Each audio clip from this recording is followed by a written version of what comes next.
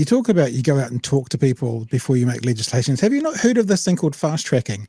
There's this grouping right now that don't seem to want to do that so much. And I will say as well, Chewy, you'll jump in after this question, mate, is that it feels like from our side looking in, and look, we display our bias on our sleeve. We vote left, we're on the left, but we call balls and strikes, right? That's where we sit politically.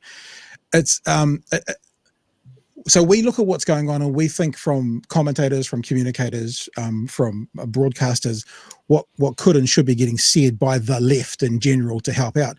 It's good to now hear that the right, and I know this is oversimplifying it left and right, it's not quite like that, but the right is now finally saying they're making choices.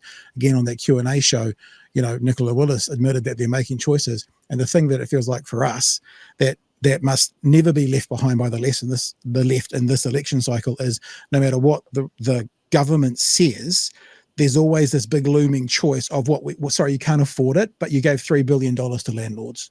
You can't afford $280 million for cancer drugs, to come back to the start of this conversation. It was over 4 years as well. So that's what, 70 million a year, 7 4s are 28, is that right? So that's 70 million a year whilst you're giving $3 billion back to landlords. And I hope that the left, every answer for the next 2.5 years, every time the government talks about budgets and not being able to, every single time they go, own it. You got to own it.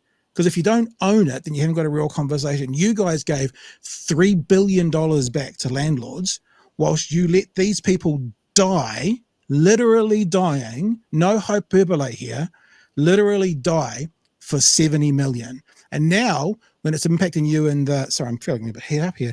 When it's impacting you in the polls and there's a backlash, all of a sudden, we are going to do it, but we still are going to do it. It's like, no, you don't get a do-over. You don't get a mulligan like in golf. And I just really hope you guys grasp that and just, you know, everything that goes on when there's another cyclone and we don't have enough money. Well, $3 billion back to landlords again and again and again and again and again.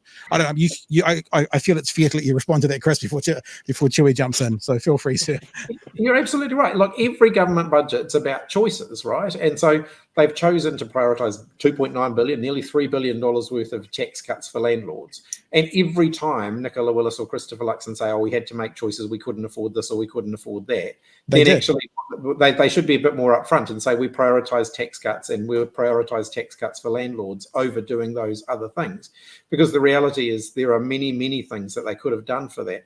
For that money, and they've just made bad choices. But the other thing is, if you look at the cuts, I've got to say that the language that they're using is it's patronising and offensive.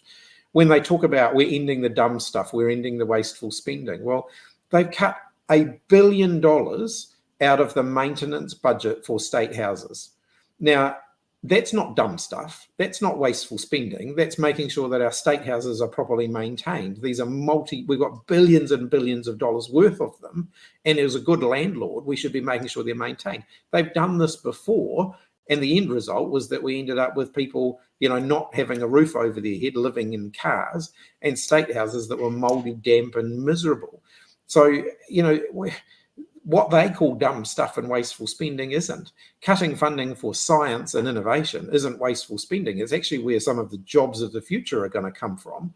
And I just think that so much of what they're doing is so short-sighted. They're taking money out of things that are going to have a long-term payback for the country to pay for what are very short-term priorities.